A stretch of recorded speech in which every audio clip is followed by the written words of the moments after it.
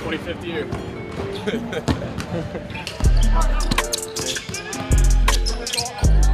They probably ain't gonna understand what I'm talking about.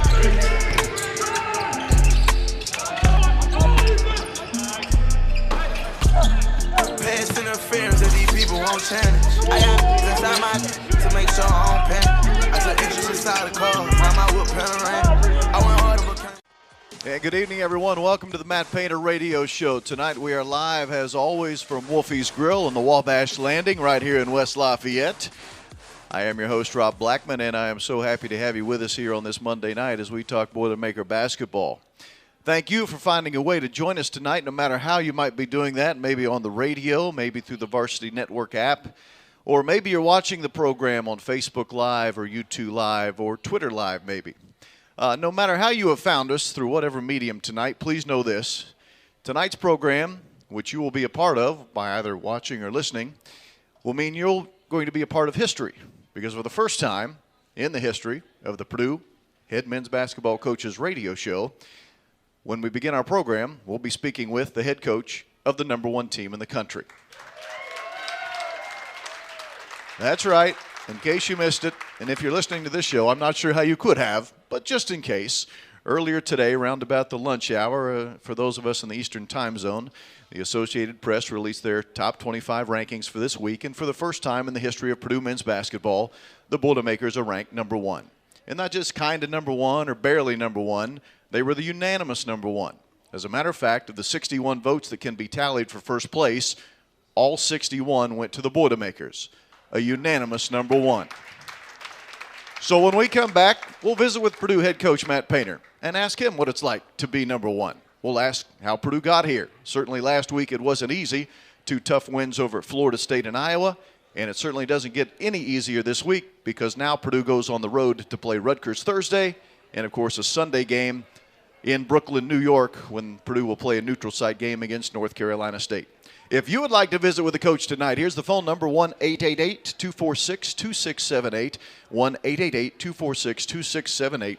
This is the Matt Painter Radio Show. It is brought to you by GEMCO. We'll be back after this. This is Boilermaker basketball from Lear. Is under 10. Mills at the basket. Ivy the rejection, and Purdue will go the other way. He's about as fast with the basketball as you're going to see. Edey gets it in deep.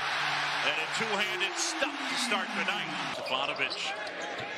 Ivy from way deep. Got it! He's been hot from 3 last 3 games. That's pretty valuable, and it matches up with the way today's game is played. Edey inside.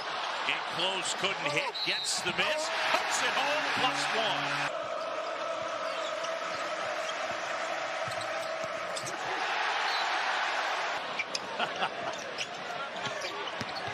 Inside, left hand, and 1.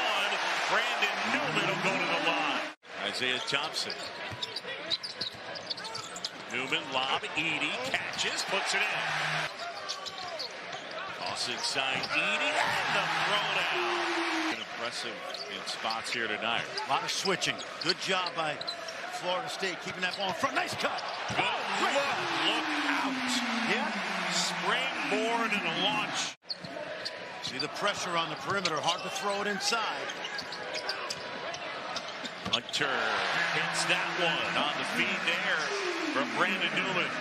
State champs last year. Watch the vision. Oh, great pass. Wow. Yeah. What a look. Done it in the first half. Pretty amazing. Yeah. There's the lob, Edey, and the throwdown. Can't do that. Edey's got 10, and there's a rejection. Good pressure on the perimeter. Ivy deep. Oh, man.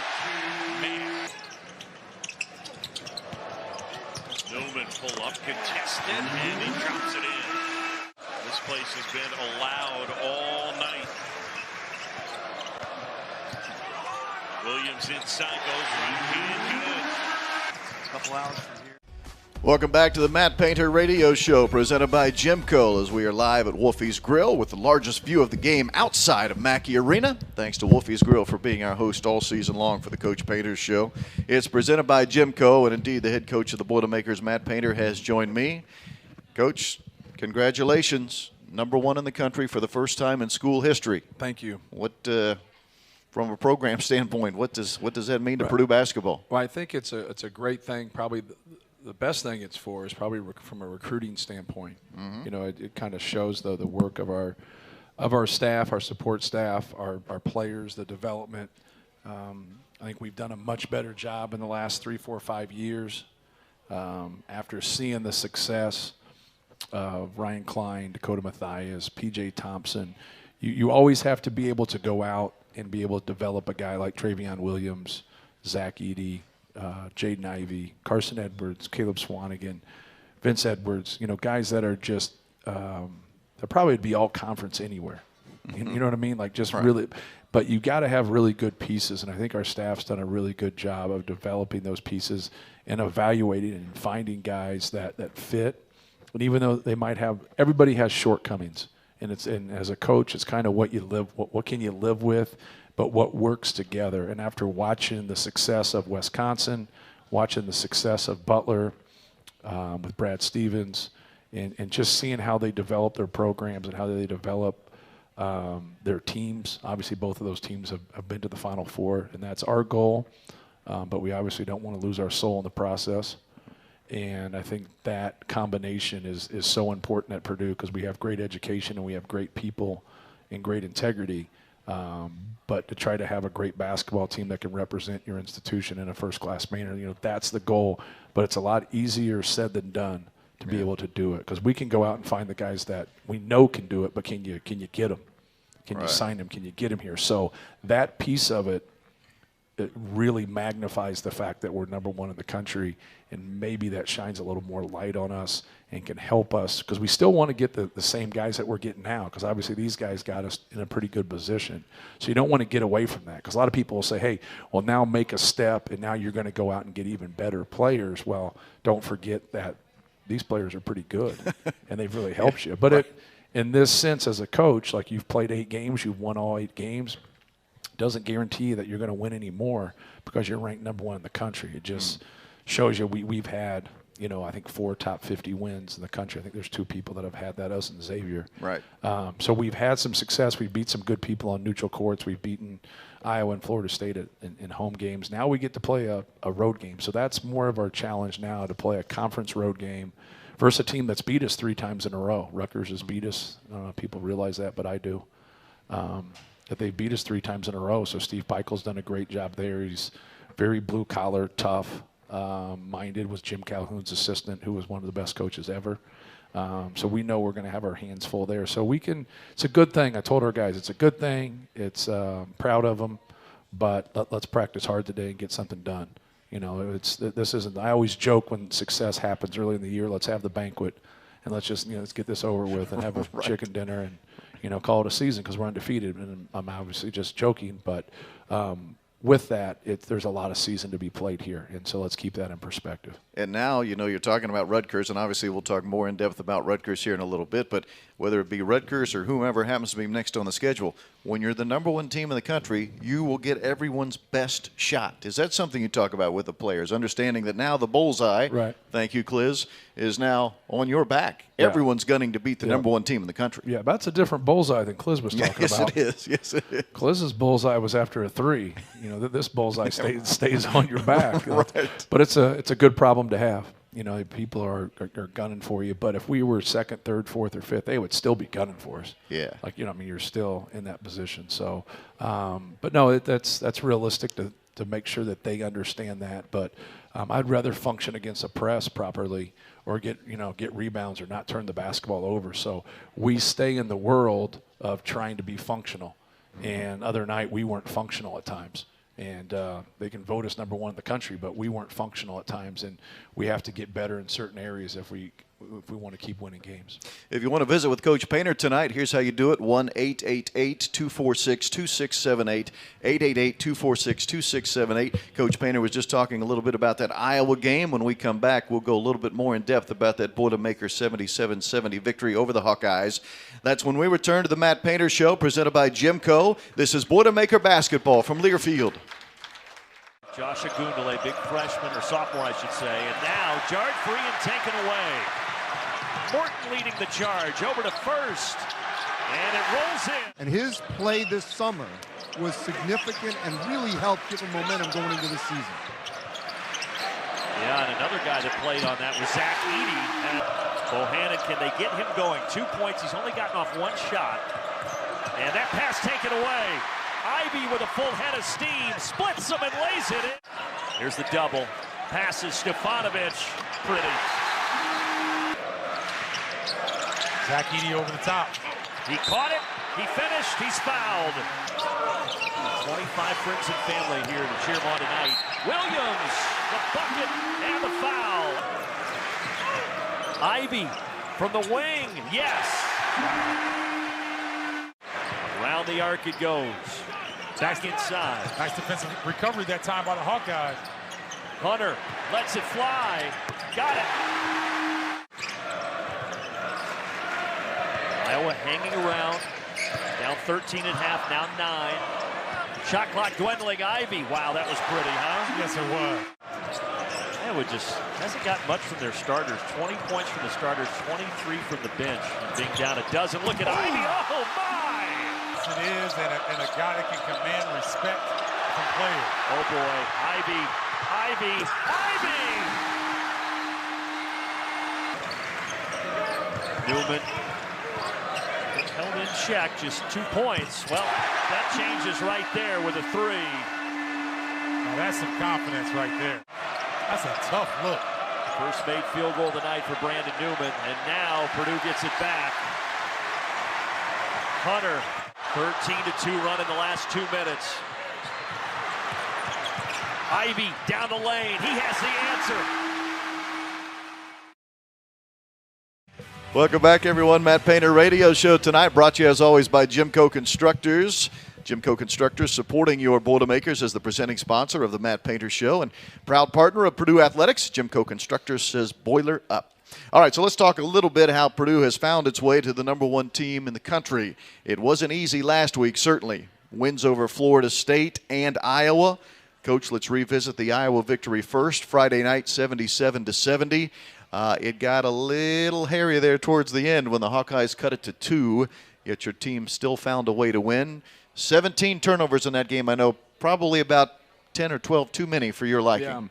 Yeah, and a lot of those turnovers outside of one of them in the first half had nothing to do with the press. And so we have 9 turnovers in the first half. One of them was because of the press, and that was a 10-second count. We were just too cute, in my opinion. Like trying to thread the needle, trying to just – you know, when you sit there and you talk to guys about being fundamentally sound, like you come off like you're 85 years old, and they don't want to hear it. But it's like, just be simple. Like the game's not hard, and you make it hard. And like the thing with someone who can really, really pass, like Travion Williams can really pass the basketball. He can see things, but sometimes with that, like you see things that aren't there either. And so, like, we had some, he needs to be aggressive and score the ball, especially on that left block, and be able to go there. And when he in the game of basketball, when you think pass first, you mess up your red wire gets over your blue wire. It messes up your instincts. You got to be able to go to score, and they take you away from scoring. Now you pass the basketball. It doesn't work in reverse, or people will just play you for the pass, and you're not going to be able to make clean plays. But we were sloppy. And we should have been in a much better position. I think we were up 13 at half. We should have been in a much better position. And then in the second half, we had turnovers through the press after we got in a position where we were up 19 at one time, and they came back. But with all that being said, like, give them credit. Like, give Iowa credit. They played very hard. They competed. They stayed with the game. They didn't have their leading scorer, who was the leading scorer in the nation or second leading scorer in the nation. And then we were able to keep Bohannon in check. So give our guards credit for doing a good job on Bohannon. But more than anything, I didn't do a good job of preparing our guys, for the press. Looking at Florida State, we spent a lot of time going against Florida State and what they did, their athleticism, their length, the way they come at you. So we put all that time in, and I thought that really prepped us for getting ready for Iowa, and I was wrong there. Iowa did some things differently than they did, and I should have given it more time. So that, I told our guys today, so that was on me, and we got to do a much better job of really getting our guys prepared for whatever comes our way. And it wasn't something that they were traditionally doing. It was something they had done in the past. But with that being said, we got to be better at it, and I also got to be better myself. You know, the thing was, I went back and I looked at the stat sheet after the game. Normally in a game like that, you can find 2 or 3 culprits that were just sloppy with the ball, but everyone outside of Ethan Morton or Brandon Newman, everyone on our team had at least 1 turnover. Yeah. It's like everyone was sharing in the misery for some reason. It was equal opportunity employment there. Right. Turnovers, but it happens. Good things are contagious, and so are bad things. Yeah. And so, when you play the right way and you do simple things, like you want to jump on that board, and we played in spurts. We were really good at times, and then we struggled. But we have to be more disciplined. We have to be more detail-oriented, and that just isn't in anything. With that being said, we still won the game, and we made some plays at the end. I thought Mason Gillis had a stun off a free throw. He had another offensive rebound where they fouled him. Yeah. Made his free throws, made a couple huge plays, and that was great for him. Travion Williams had 18 rebounds. I think that gets lost. I don't know how many times you played 23 minutes and got 18 rebounds, but I've never done that. I didn't get to play 23 minutes. So well, that's probably on you. And yes, it is. In DNA. There's a lot of other things, but we'll leave it alone. How about he had 17 on the defensive on the glass. defensive end? Jeez. Yeah, and so don't. A lot of times when you have struggles, you're going to go talk about it, but it can't weigh you down. You got to fix it. There's things that you have to be able to fix. It's just like life. Just control what you can control, fix those things, but don't forget when you have struggles, you're doing some good things, and they need to hear that. Just like when you're winning, we're winning basketball games right now. They need to hear some things. You just got ranked #1 in the country, but you're not perfect. Still box out, still execute. When we execute and run plays and are detail-oriented, we're pretty successful. When we don't, we start off the first play of the game. We don't get a good angle on a ball screen. We have a bad possession. We go after the first time out. We don't do what we're supposed to. We have a bad possession. And then we start to execute a little bit better. We start to have good possessions. We start to get better shots, start to get fouled more. And so it's not a hard game. When you have players, your execution and your attention to detail is so important. Glad you mentioned the play of Mason Gillis. He actually joined us on the radio as our post-game player of the game. And we talked with him about, you're not trying to ease your way back into it, obviously, but you also don't try to force the issue as you work your way back in. You talked about this earlier in the season. The oddity for him was he was eligible to play in the middle of a tournament scenario where you're playing in the championship game of a tournament as your first game. So it is kind of hard to work him in there. But he does seem to be back into the flow. Am I seeing it correctly? Yeah, he's done some good things. I think seeing the ball go in helps him too. He makes a couple threes. Brandon makes a really nice play and gives him his first 3 in the first half. His second 3, Jaden makes a nice play. They both do a good job of executing, just making a simple pass. And so that was good for him to see those threes, go down. But, in hindsight, giving somebody a suspension and they get eligible in the middle of the tournament probably isn't the best thing to do. I had just set a precedent on earlier disciplinary action, and that was the number, so I just stayed with that number. Then after I did it, I was like, man, that's in the middle of the tournament. That's not ideal, but it wasn't a basketball decision. Boilermakers victorious over Iowa 77-70. That was Friday night. Purdue also won earlier in the week when they beat Florida State in the Big Ten ACC Challenge. We will talk about that with the coach in a moment. If you want to visit with Coach Painter, here's the phone number, 1-888-246-2678. It is the Matt Painter Show tonight, live from Wolfie's Grill in West Lafayette. This is Boilermaker basketball from Learfield. At Unity Health. With the athleticism showing for the fifth-year senior. Purdue 4 points away.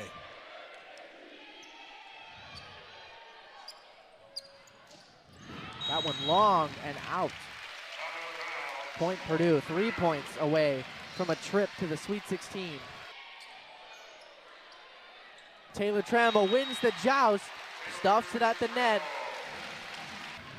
Another overpass there by the Flyers as Bush's serve, a lot to handle. Trammell does it herself. Feel like we just did this. Haley Bush with another impossible serve, an overpass and a kill by Trammell. Now a whole bunch of match points for the Boilermakers. Jamie Peterson, Haley Bush with the save. Otek gonna set up Chin on the left side. Collins with a nice up. Peterson, save from Otek. Grace Cleveland on the right side, tapped up and saved. Collins setting up Peterson again. Block! Boilermakers do it! They survived the upset with a 3-set run to win in 5 and advance to the Sweet 16 for the 3rd consecutive year in a row. Yeah, 16 blocks, including that final point. The Purdue defense really came and answered the call when they needed to. Things looked dire for this Purdue side.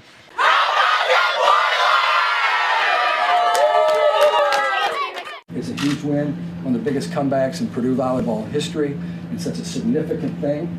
Now we get to sit back and watch some other teams play volleyball for a while, figure out we're going to play here, we're going to play at Pitt, who we're going to play, all those kinds of things. Okay, it's still fun. Boy, winning's fun. Yeah, baby. 1, 2, 3.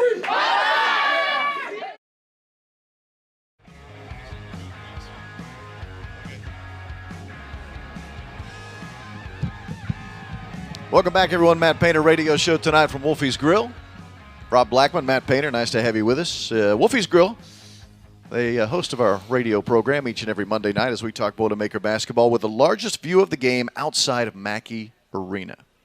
Phone call, I believe, 1-888-246-2678. And, yes, we do have a phone call. This is Mike from Spokane. I'm hoping Spokane, Washington. Mike, welcome to the show. You're on with Coach Painter. Hey, Coach Painter, appreciate you taking my call. I was just, first off, congrats on making #1, and the alum, I know we're all proud to see that. My question for you is, I think the non-conference schedule really prepared the team and getting everyone set up. And so my question is, you know, what goes into setting that up? Is it as easy as just doing a home away? And will you look and making some of those non-conference games maybe come out to the West Coast here every once in a while? Well, obviously, you have to prepare, for your schedule. If you're contractually locked into something like the ACC Big Ten Challenge. So you have 20 conference games, and then you're going to have 11 non-conference games. So everybody plays, not everybody, but most everybody plays in an exempt tournament. So say you play in an exempt tournament and you have 3 games. So now you're at 8 non-conference games there. So then you play in the Crossroads Classic and the ACC Big Ten Challenge. So now you're at 6. We didn't play in the Gabbett games this year, but we will probably every 3 out of 5 years or 4 out of 6 years. So then you get that. So that's what you're locked into. You're locked in to the Gabbett games right now. You're locked into the Crossroads. Obviously the Crossroads is going out. You're locked into the ACC Big Ten Challenge. And then you have your exempt tournament. Now you have those next 5-6 games where you just have to figure out. So we've always tried to offset.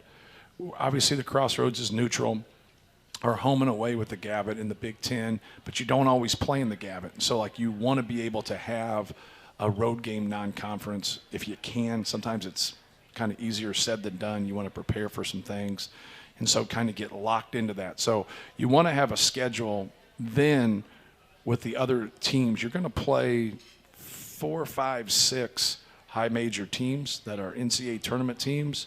Then you want to play low to mid-major teams that are good teams. So you want to stay out of, when you talk about the net rankings and you talk about 360 teams, you want to stay out of about 225 to 360.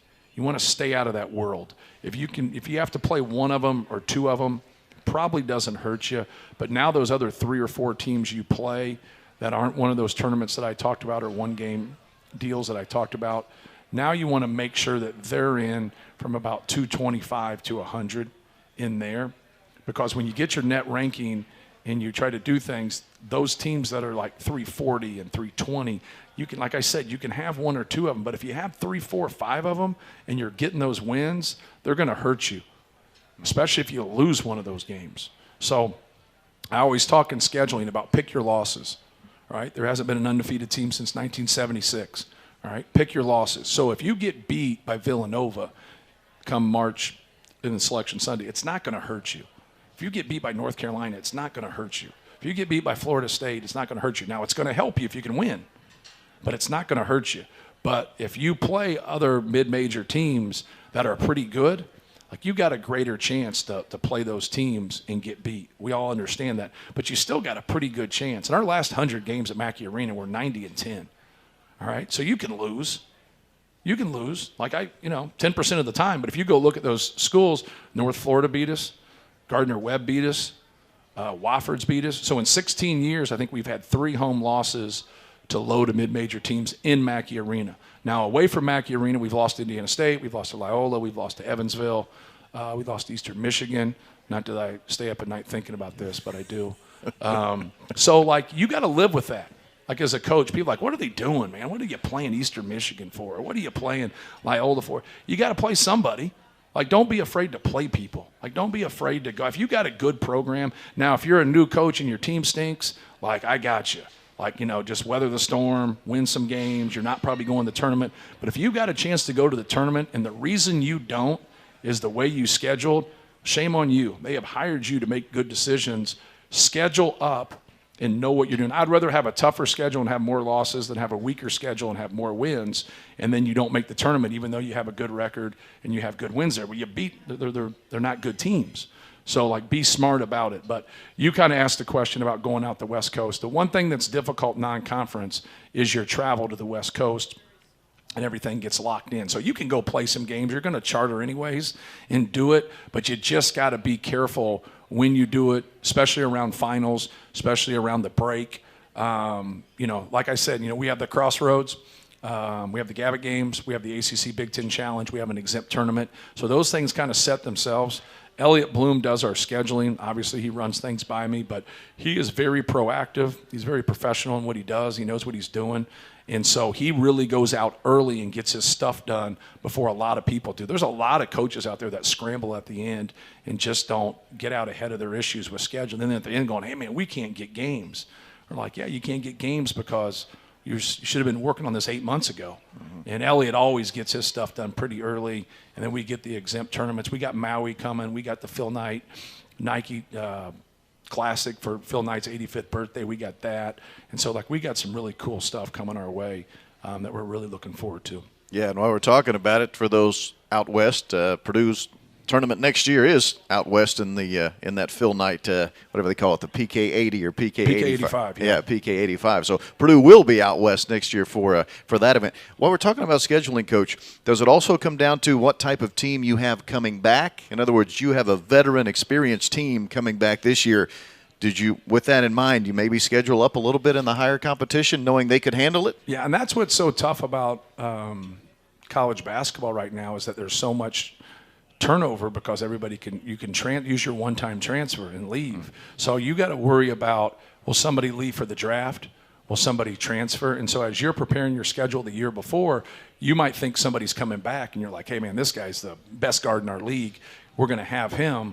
And then now he leaves and goes to draft. And so now you, like, they said that with Larry Hughes. He was at St. Louis. And St. Louis really scheduled up, and they thought Larry Hughes would stay 2 years. He stayed one, fifth pick of the draft. But they had a schedule the next year without Larry Hughes, and that schedule was for him. And Charlie Spoonhour would always talk about that, like, yeah, I'm really, really smart. I wasn't able to figure out Larry Hughes is going to go in the draft, and he was the fifth pick. But things like that happen, and now guys can transfer. And coaches talk about it, and, you know, especially low to mid coaches, they're like, you know, what are you supposed to do? You think you got all these guys coming back, and then 3 or 4 of these guys transfer. And it's really difficult. So you do your best to project. You also do your best to recruit when you think some people might be leaving so you can get those next guys in there and be as competitive as you can be. If you want to visit with Coach Painter, the phone number is 1-888-246-2678. More with Coach in just a moment. Coach Painter Show brought to you by GEMCO. This is Boilermaker Basketball from Learfield. Play fake. Plummer with time, walks it, Bell wide open. David Bell with a block. Stays on his feet, extends. Did he get the ball there? Touchdown! Unbelievable!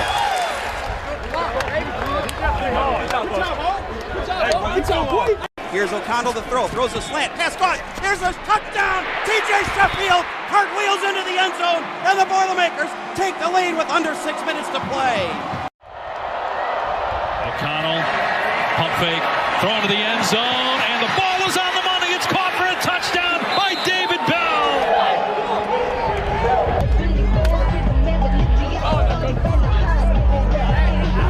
And here comes a reverse and then a throw.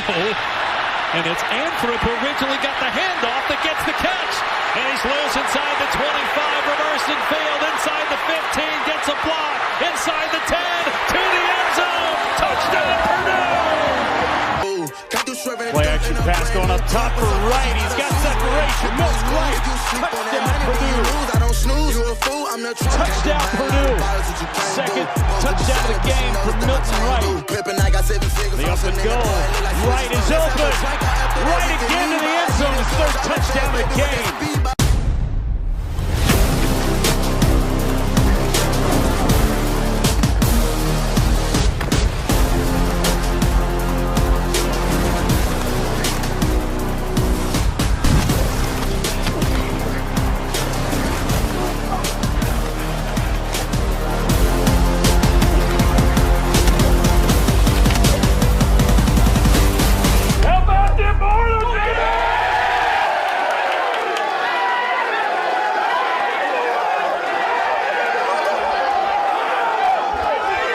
Matt Painter Radio Show live tonight from Wolfie's Grill, where you can find us Monday nights most of the time. In January we'll move to Tuesday nights, but we'll worry about that next month. I'm Rob Blackman, your host. You can join the coach at 1-888-246-2678.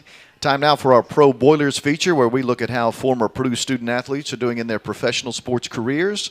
Pro Boilers presented by Indiana Kitchen Premium Pork Products. Get to know us at indianakitchen.com. Both our Pro Boilers and Indiana Kitchen are boiler made. And tonight we salute David Blau, backup quarterback for the Detroit Lions. Now, David's only played in one game this year. It was actually a Halloween game, October the 31st. Didn't attempt to pass. He ran the ball once for 6 yards, so David hasn't played a lot this year, just one game for the Lions. But the Lions won yesterday. Yes, the Detroit Lions beat the Minnesota Vikings. Final play of the game, a touchdown pass. So the Lions will not go winless this year. They're now 1-10-1. They do have a tie in there. Steelers, right? They tied the Steelers? Yes, correct. Yeah. So, David Blau, congratulations, you and your teammates, the Detroit Lions, off the schneid with the first victory of the season yesterday. Yeah, if you're going to talk football, I get to chime in. That's fine. Okay. Especially Steelers. Yes, yeah, no because doubt. You love the Pittsburgh Steelers. Franco. We need to do a whole show on Franco Harris. Got my picture with him. Did you really? I'll bring it in next show. I saw him at the Payback Bowl for one of Peyton Manning's fundraiser, which was just unbelievable. I got nervous.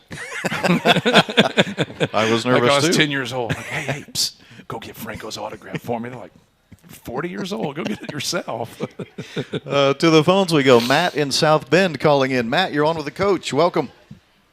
Congratulations, Coach. Been a long-time follower, and just wanted to say great to have somebody from South Bend down there in West Lafayette, Mr. Jaden Ivey. There you go. Yep. We like having him on the roster, too. That was a statement. Yeah, just, Matt, anything else for Coach? Yeah, Duran Cornell and some other, more some in the future, hopefully. There you go, yeah. Demetrius Kilgore, Brandon McKnight. We've had some good ones, from the South Bend area. But no, Jaden has been he's been great for us, and obviously very talented, fun to watch. We were other day when we were struggling to break the press, and I kept telling him, his man kept coming up there. I said, hey, you got to come to the basketball. And then all of a sudden he finally came to the basketball, and we threw it to him. And then he took off, and I'm like, well, where in the hell is he going? Oh, he's just going to jump from 12 feet and dunk it. Like, that was pretty cool. Yeah. I'm like, all right, there we go. We haven't had anybody be able to do that. That was fun. And but no, he's a joy to be around. He likes the game. Like, I love guys that love basketball. And even though if you have shortcomings, you find your way with us and our staff when that's your passion. And then the game, he's very passionate about the game. He's put in a lot of time. And very happy for him and all the success he's had. Matt, thank you for the phone call. Do you find that is it apparent as you coach him, especially in practice, that he's a coach's son? Can you tell that his mother was a basketball coach at a high level? He's a workout guy, and a lot of the younger guys are more workout guys. Carson was that way. They're more workout guys than actual student of the game type. When you say your dad's a coach and yeah.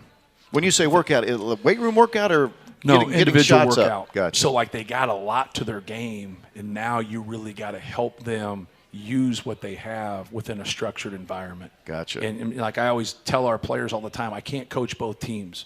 You're mad what they're doing to you. That's their obligation or right. They can do whatever they want. Right. You got to be able to play within how you're being defended or what they're throwing at you and things of that nature. And so that's his growth. He's really made strides in that area and gotten better. But you'll find out a lot of those really, really talented guys like him, they just want space. Glenn Robinson was that way. Like, I always joke and say, like, he wanted the ball and he wanted the rest of us to go in the corner and play euchre, and just, like, get the hell out of my way. Right. Like, just get away from me. Like, I need space, and you guys really offensively don't exist. And so Carson was that way. Like, Carson would, just, like, give me the ball. Like what's the problem here? Like, well, I just didn't think a pull-up 37-footer was a good play right now, even though against Virginia and those guys. He made a few of those. Yeah, he made 10 of them. Right. And so those are the type of things, I take a lot of pride. I know our staff does, but I want them to go forward and leave Purdue and be functional, at that highest level. Like, that's the whole thing. Like, Etuan Moore in his career that he's had, he's been very functional. He gets the ins and outs of the game. He understood, but he wasn't that way at 18. He wasn't that way really at 21. He just kept getting better. Then as he didn't play in the NBA, he learned. And then when he got his opportunity to play, he was ready. I think Jaden's going to be in a much better position than he is starting, just because of his overall athleticism and speed. He is so fast, but he's one of those guys that is making strides right in front of you, and it's cool to watch. It's the Matt Painter Radio Show presented by GEMCO. Charles, stay on the line, because when we come back from our commercial break, you will be next with a coach. This is Boilermaker basketball from Learfield. Is under 10. Mills at the basket.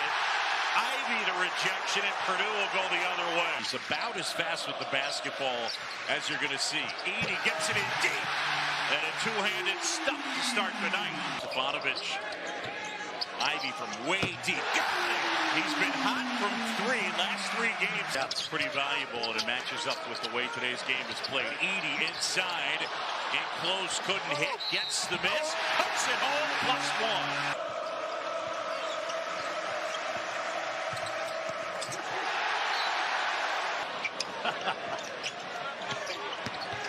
Inside, left hand, and one.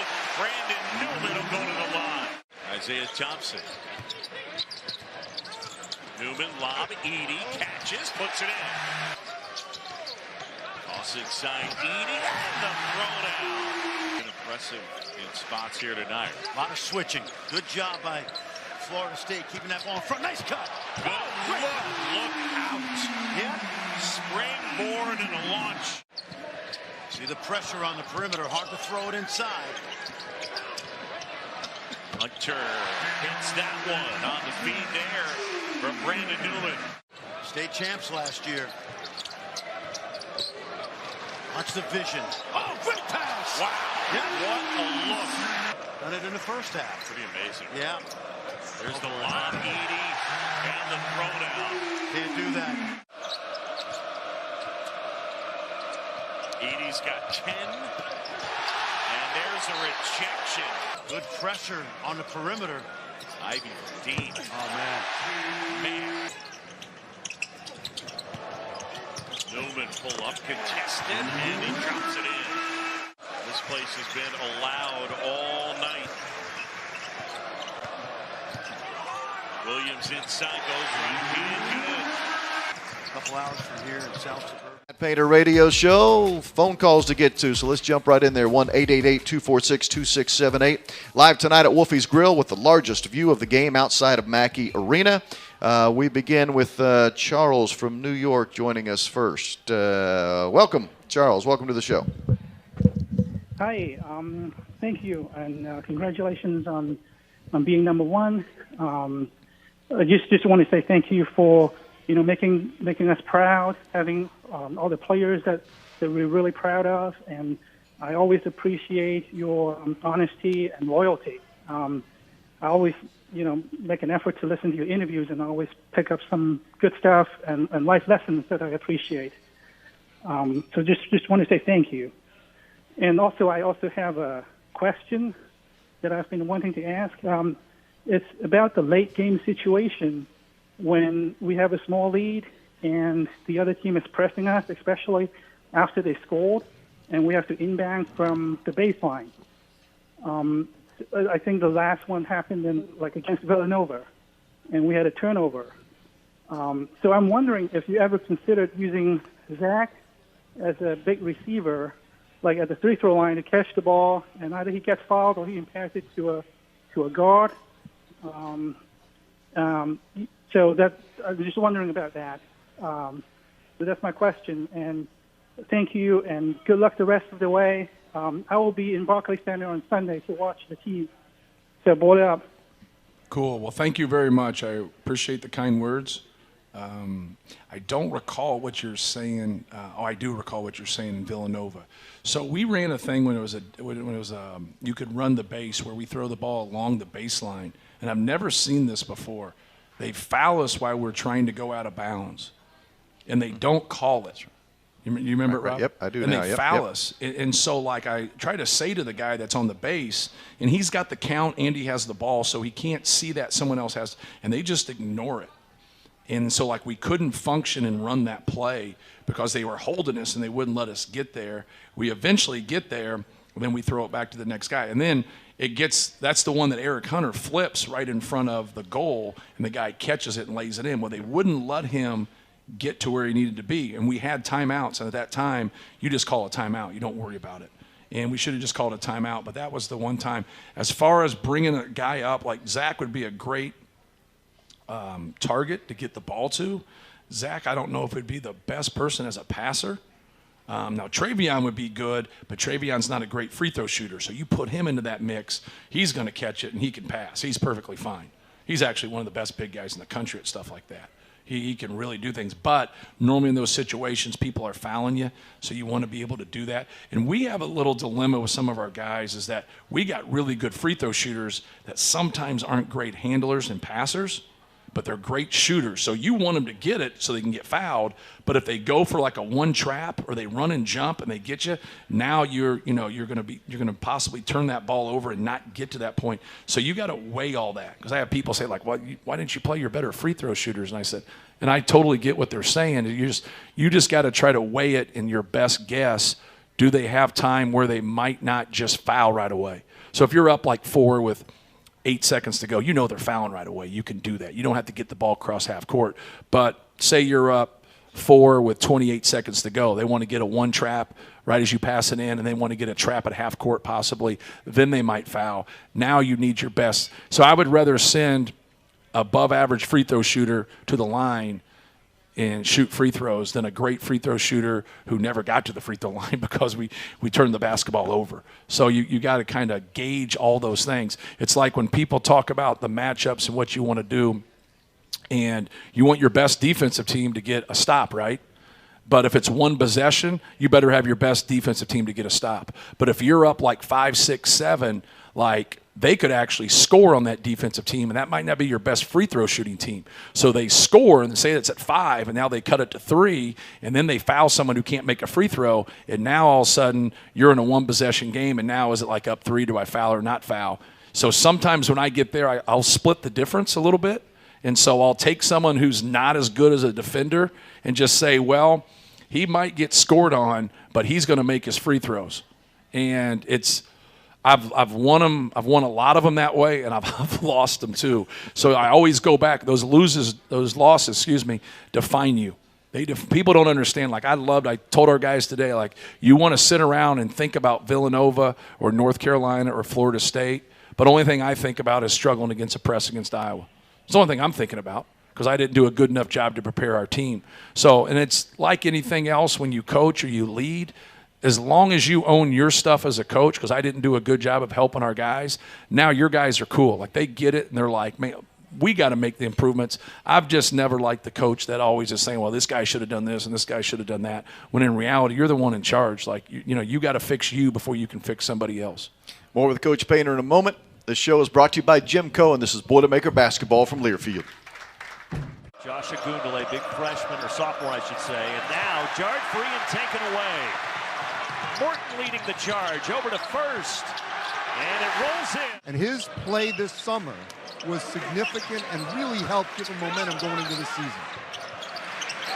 Yeah, and another guy that played on that was Zach Edey. And Bohannon, can they get him going? 2 points. He's only gotten off one shot. And that pass taken away. Ivy with a full head of steam, splits him and lays it in. Here's the double. Passes Stefanovic. Pretty. Zach Edey over the top. He caught it. He finished. He's fouled. 25 friends and family here to cheer him on tonight. Williams, the bucket, and the foul. Ivy from the wing. Yes. Around the arc it goes. Back inside. Nice defensive recovery that time by the Hawkeyes. Hunter lets it fly. Got it. Iowa hanging around. Down 13 and a half, now 9. Shot clock dwindling. Ivy. Wow, that was pretty, huh? Yes, it was. Iowa just hasn't got much from their starters. 20 points from the starters, 23 from the bench. And being down a dozen. Look at Ivy. Oh, my! Yes, it is, and a guy that can command respect from players. Oh, boy. Ivy. Ivy. Ivy! Newman. Held in check, just 2 points. Well, that changes right there with a 3. Now that's some confidence right there. That's a tough look. First made field goal tonight for Brandon Newman, and now Purdue gets it back. Hunter, 13-2 run in the last 2 minutes. Ivy down the lane. He has the answer. GEMCO Constructors, supporting your Boilermakers, is the presenting sponsor of the Matt Painter Show and proud partner of Purdue Athletics. GEMCO Constructors says boiler up. Time for one more quick phone call here. Let's go from Chuck in Indianapolis. Chuck, welcome. You're on with the coach. Hey, Coach, I just want to do the same thing I'm sure everybody else before me has done, is congratulate you on a great season so far. And you know that it's so far. I know that you have to answer the ridiculous questions sometimes after about how does it feel to be number 1. Well, it's early in the season, so number 1, yeah, it's good for the program.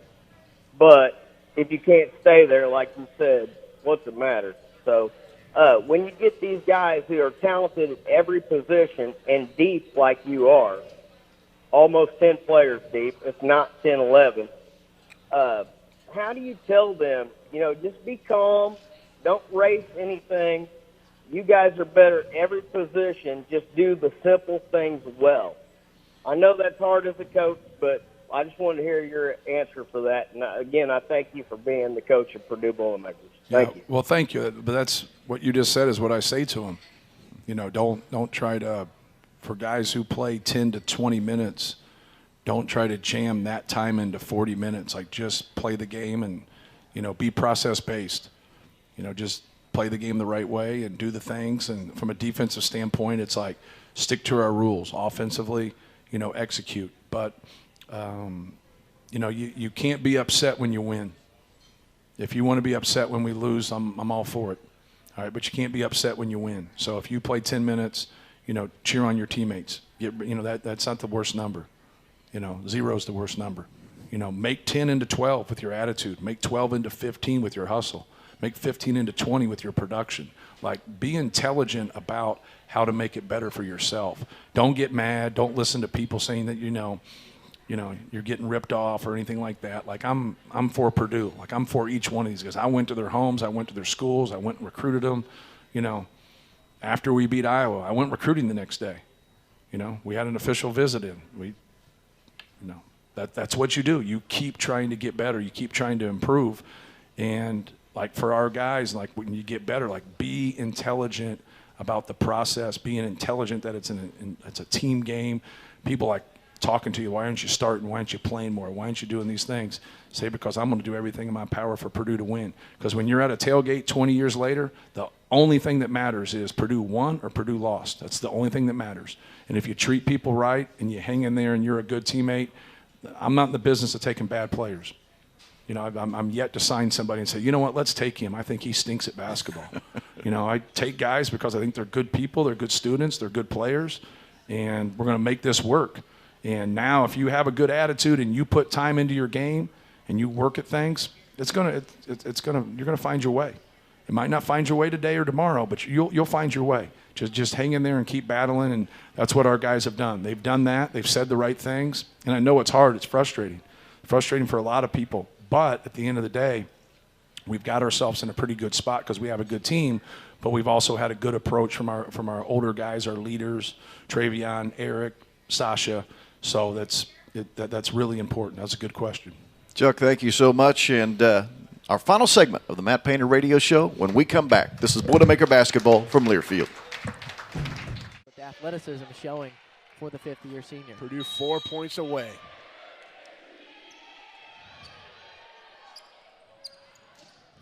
That one long and out. Point Purdue, 3 points away from a trip to the Sweet 16. Taylor Trammell wins the joust, stuffs it at the net. Another overpass there by the Flyers as Bush's serve, a lot to handle. Trammell does it herself. Feel like we just did this. Haley Bush with another impossible serve, an overpass and a kill by Trammell. Now a whole bunch of match points for the Boilermakers.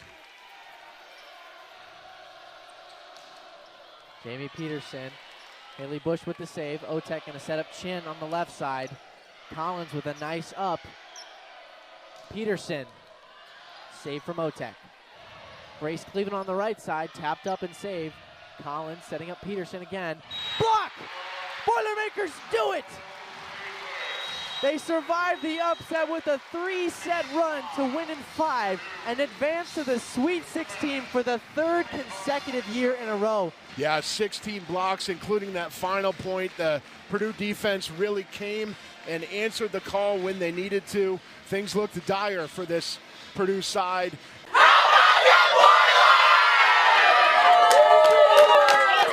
It's a huge win, one of the biggest comebacks in Purdue volleyball history. It's such a significant thing.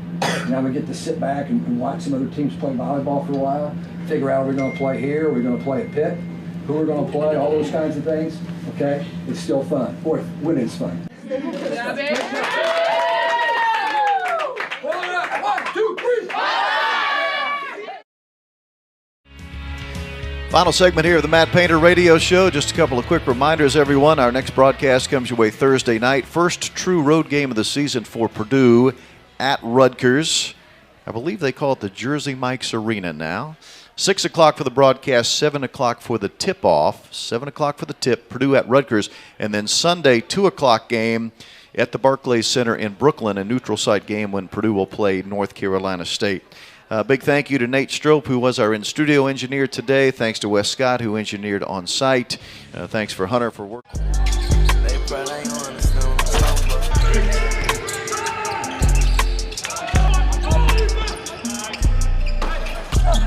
Pass interference that these people won't challenge. I got inside my to make sure I don't panic. I took interest inside the car, find my whip panorama. I went hard and became a star. Not everybody want a candy.